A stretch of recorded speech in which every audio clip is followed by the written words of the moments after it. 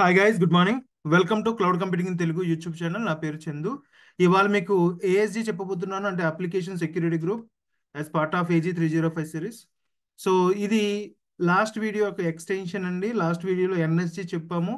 NSG అంటే network security group. ఆ network security గ్రూప్లో మనం ఏం చేస్తాం, ఇన్బౌండ్ అండ్ అవుట్బౌండ్ రూల్స్ రాస్తామని చెప్పాను కదా. Like how the traffic has to come to your virtual machines, are how the traffic has to go out to the virtual machines అనేది define చేసి ఉంటాము. Okay, so on the NSG. But దాంట్లో మీరు security rules చూస్తే కనుక inbound are out bound లో చూస్తే మనకి సోర్స్ అండ్ డెస్టినేషన్స్ ఉంటాయి. ఏదైనా ఇన్బౌండ్ అవ్వచ్చు, లేకపోతే అవుట్ బౌండ్ అవ్వచ్చు. మీరు కావాలంటే లాస్ట్ వీడియో ఒకసారి రిఫర్ చేయండి, మీకు అర్థమైపోతుంది. ఓకే, సో ఇన్బౌండ్ అవ్వచ్చు, లేకపోతే అవుట్ బౌండ్ అవ్వచ్చు. సెక్యూరిటీ రూల్స్ ఉంటాయి. ఆ సెక్యూరిటీ రూల్లో ఓకే, ఆ సెక్యూరిటీ రూల్లో మనం ఏం చెప్తున్నాను, ఆ సెక్యూరిటీ రూల్లో మనకి ఇన్బౌండ్ అండ్ అవుట్ బౌండ్స్ ఉంటాయి కదా. ఇన్బౌండ్స్ లో కానీ అవుట్ బౌండ్స్ లో కానీ we have something called ASG, application security group అంటారు. Okay, what is that application security group and how that helps to manage your traffic, అది మనం ఈ సెక్యూరిటీ ఏఎస్జి సెషన్ లో చూడబోతున్నాం. Let's go. So ASG helps managing the traffic in a better way, అంతే.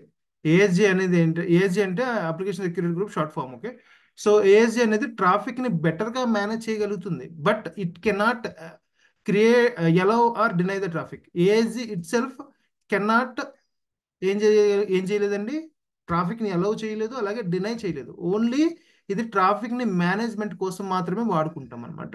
మీ virtual machine లోకి వచ్చే traffic management కోసం, better management కోసం వాడతారు, అంతే. And application security group enable you to configure the network security group as a natural extensions of an application structure. So అంటే మీకు ఎట్లా ఉంటుందంటే, for example cloud computing in Telugu అనే అప్లికేషన్ ఉందనుకుందాం. ఈ అప్లికేషన్ అనేది మనం ఈ ఎండ్ యూజర్స్ కి యాక్సెస్ ఇవ్వాలంటే కనుక you have to tell who is the you know end users కి యాక్సెస్ ఇవ్వాలంటే మీరు సోర్స్, డెస్టినేషన్, ఇన్బౌండ్ రూల్స్ రాయాల్సి వస్తుంది ఎన్ఎస్జిలో. ఇప్పుడు ఇలా రాసేటప్పుడు మీకు అది క్లౌడ్ కంప్యూటింగ్ ఇన్ తెలుగు అనే ఇది వేరే ఒక సర్వర్లో డిప్లాయ్ అయ్యిందని చెప్పాను కాబట్టి, ఆ సర్వర్ ఏదో ఒక ర్యాండమ్ నేమ్తో ఉండొచ్చు, ర్యాండమ్ నెంబర్తో ఉండొచ్చు, which you don't like it. Okay, you want a natural extension of application. Okay, అంటే జస్ట్ నాకు క్లౌడ్ కంప్యూటింగ్ ఇన్ తెలుగు అనే ఒక ఏఎస్జి ఉందనుకోండి.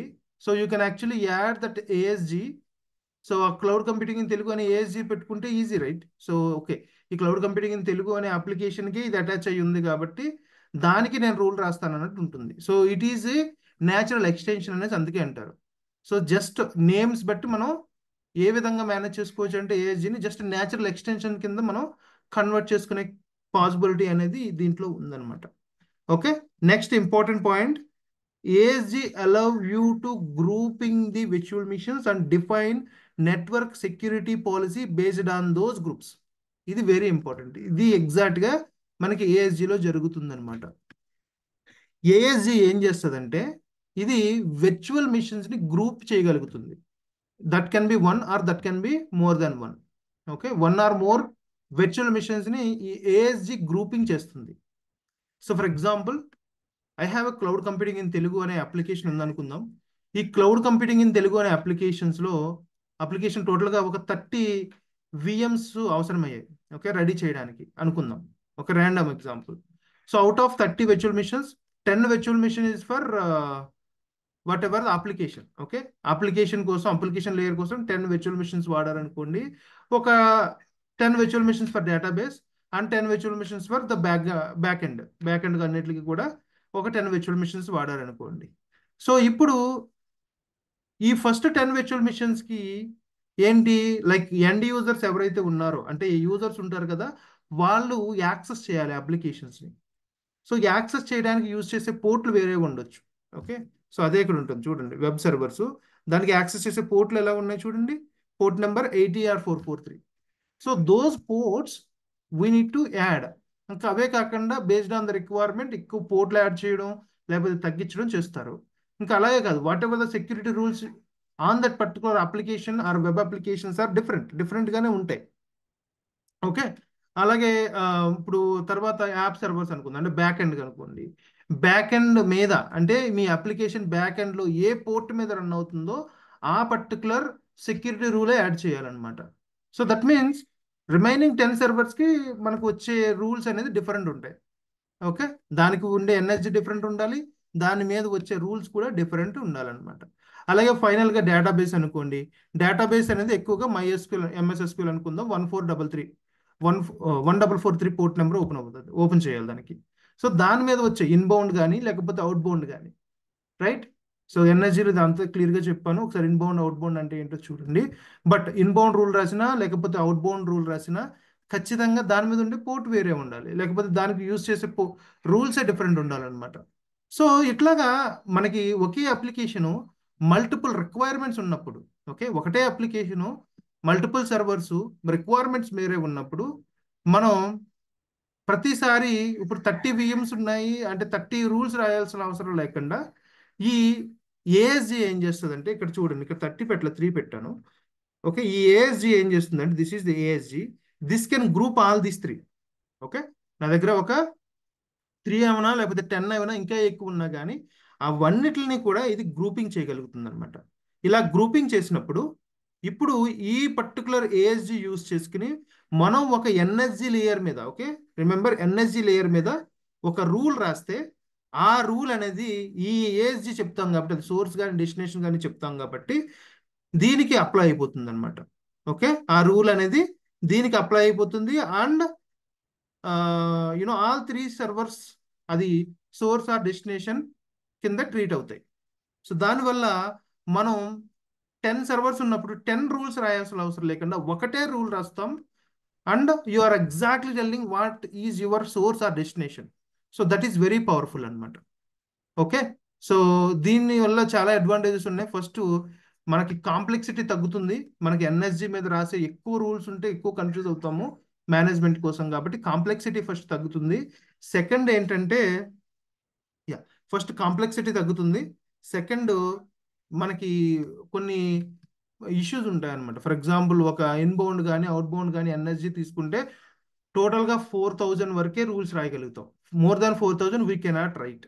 సో అప్పుడు ఏం చేస్తవచ్చు అంటే, మనకి ఎప్పుడైతే 4000 దాటేస్తున్నాయంటే మనకి అన్నిటిని ఏదైతే ఈక్వలెంట్ రూల్స్ ఉన్నాయో అవన్నిటిని గ్రూపింగ్ చేసుకుని ఆ రూలు ఆ విధంగా కూడా రాయొచ్చు. So that is how exactly the ఏఎస్జి works. Okay, I hope you understand. ఏమైనా క్వశ్చన్స్ ఉంటే కమెంట్ సెక్షన్లోకి రండి, నేను ఆన్సర్ ఇస్తాను. And you can use this for security policy at scale without manual maintenance అంటారు. అంటే దీనికి మెయింటెనెన్స్ ఏముండదు, వేరే ఏదైనా అప్లికేషన్స్కి మెయింటెనెన్స్లు అవి ఉంటాయి తప్ప ఈ ఏఎస్జి అనేది నేచురల్ ఎక్స్టెన్షన్ కాబట్టి దీనికి ఏమీ మెయింటెనెన్స్ ఉండదు. And it's a PaaS service, completely మైక్రోసాఫ్టే చూసుకుంటారు. ఓకే, అండ్ దీనికి ఏమీ ఐపీస్ ఏమీ కూడా ఉండవు అనమాట. That is the high level overview of application security group guys. So now let's go with the demo మీకు కోసం I will go to the portal.azure.com. So మీకు ఈ అకౌంట్ ఉండాలి. దీంట్లో ఫస్ట్ నేను ఏం చేస్తానంటే హైరార్కీ పాయింట్ ఆఫ్ వ్యూలో I will create a resource group, develop అనే రిసోర్స్ గ్రూప్ ఈస్ట్ యూఎస్ లో క్రియేట్ చేస్తున్నాను. Then let me create a virtual machines directly. I don't create units and all, ఆటోమేటిక్గా క్రియేట్ చేయమని చెప్తాను.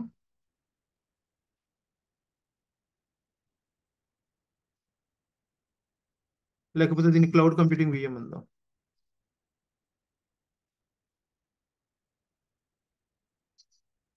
Right, it's cloud computing VM east US availability zones, no zones right now, fine.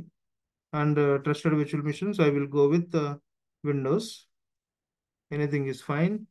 And let's select this one, username,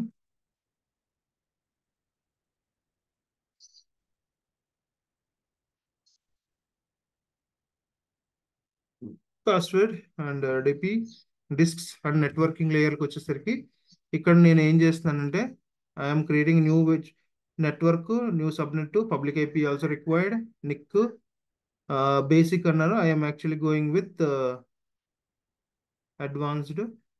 advanced అన్నప్పుడు న్యూది కొత్తది create అవుతుంది, కొత్త NSG create అవుతుంది without security rules. Okay, and let's create it.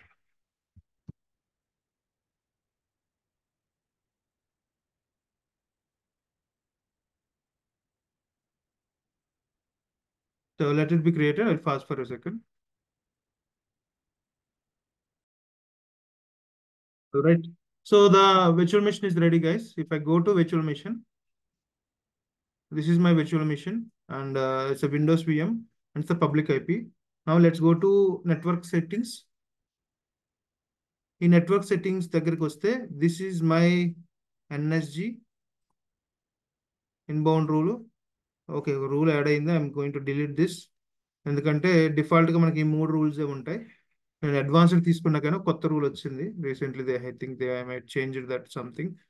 Okay, now ఇప్పుడు ఈ particular virtual machine చూస్తే కనుక క్లౌడ్ కంప్యూటింగ్ విఎం అని ఉంది కదా, దీని పబ్లిక్ ఐపీ అడ్రస్ ఇది. ఇప్పుడు దీనికి నేను if I go ahead and checked out, there is no rule, extra rule లేదు. ఇవన్నీ కూడా వచ్చాయి డిఫాల్ట్ రూల్స్ మాత్రమే. Hide the default rules. మనకి రూల్ ఏమీ లేదు కాబట్టి I cannot login from my local laptop. If I try it, కొంచెం టైం తీసుకుని తర్వాత ఇది ఫెయిల్ అవుతుంది.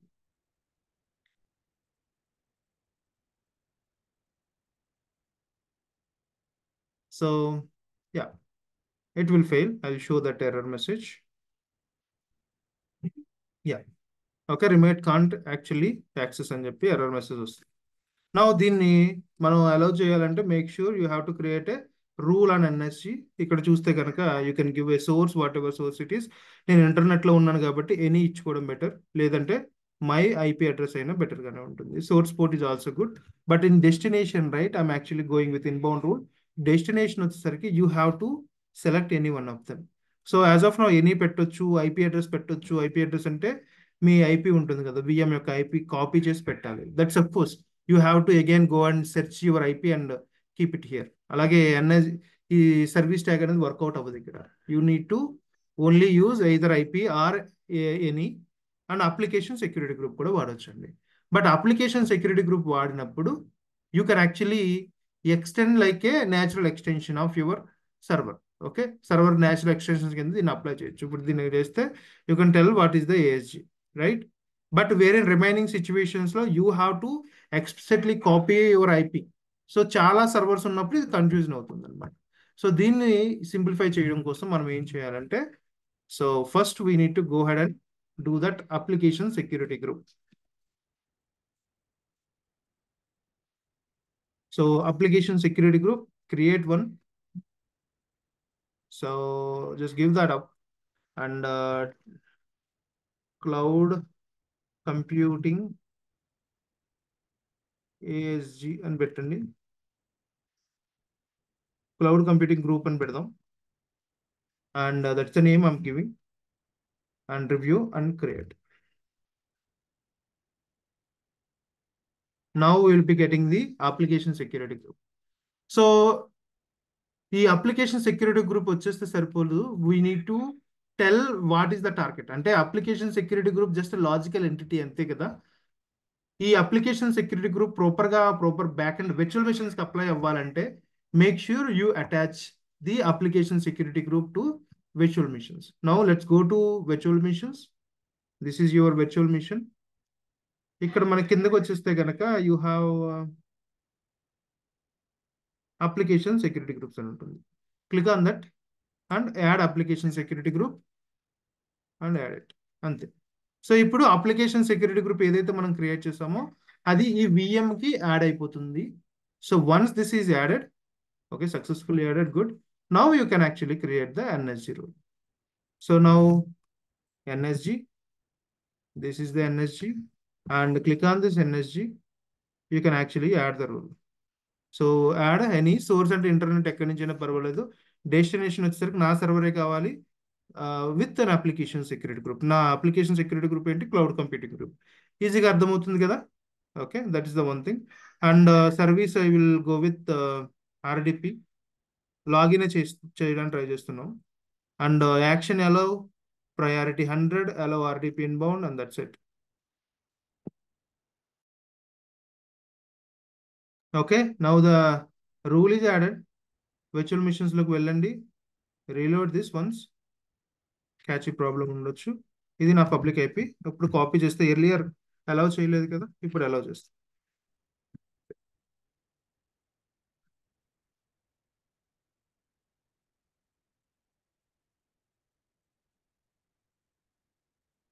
రైట్.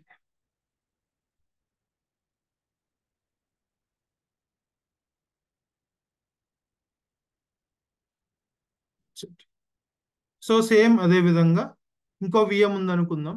ఆ విఎం కూడా ఈ అప్లికేషన్ సెక్యూరిటీ గ్రూప్ అటాచ్ చేసేసి రూల్ రాస్తే సరిపోతుంది. ఫర్ ఎగ్జాంపుల్ నాకు ఇంకొక కొత్త విఎం వచ్చింది. ఓకే, అది కూడా క్లౌడ్ కంప్యూటింగ్ విఎంఏ అనుకుందాం, క్లౌడ్ కంప్యూటింగ్ విఎం2. సో దానికి కూడా if you want a access, okay, కొత్త యాక్సెస్ కావాలంటే కొత్త విఎం క్రియేట్ అయినప్పుడు దానికి ఏఎస్జి అటాచ్ చేస్తే సరిపోతుందండి, ఎందుకంటే ఆల్రెడీ ఆర్డిపి రూల్ యాడ్ చేసాం కాబట్టి. అట్లాగే ఈ అప్లికేషన్స్ రూల్స్ అనుకుందాం. ఎగ్జాంపుల్ అప్లికేషన్స్ అనుకుంటే కనుక అప్పుడు మనం ఏం చేయాలి? We need to add the one more rule ఎన్ఎస్జిలో అటాచ్ చేసుకుంటాము.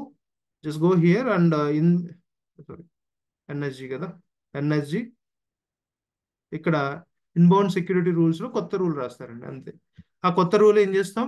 అప్లికేషన్స్ కాబట్టి పోర్ట్ నెంబర్ 8443 రాసుకుంటారు, and destination is this and ASG only. So ASG ఏ సర్వర్స్కి అయితే అటాచ్ అయ్యిందో అన్నిటికీ కూడా ఆటోమేటిక్గా ఇన్కమింగ్ యాక్సెస్ వస్తుంది, అండ్ అవుట్ బౌండ్ కూడా సేమే. సో ఇప్పటి వరకు మీకు ఇన్బౌండ్ చెప్పాను, అవుట్ బౌండ్ అనుకుందాం. అవుట్ బౌండ్ అంటే just click on here, and out bound is మీ అప్లికేషన్ సెక్యూరిటీ గ్రూప్. మీ అప్లికేషన్ సెక్యూరిటీ గ్రూప్ అంటే మీ సర్వర్స్ ఏదైతే మీరు సెలెక్ట్ చేసిన గ్రూప్ ఆఫ్ సర్వర్స్ అన్నిటికీ కూడా వేరే ఏదైనా టార్గెట్కి యాక్సెస్ ఇవ్వాలంటే కనుక ఇక్కడ నుంచి ఈ విధంగా మనం ఇచ్చుకోవచ్చు అనమాట. ఓకే, ఈ విధంగా అప్లికేషన్ సెక్యూరిటీ గ్రూప్ వాడతారు in NSG. Okay, that's all for the day అండి.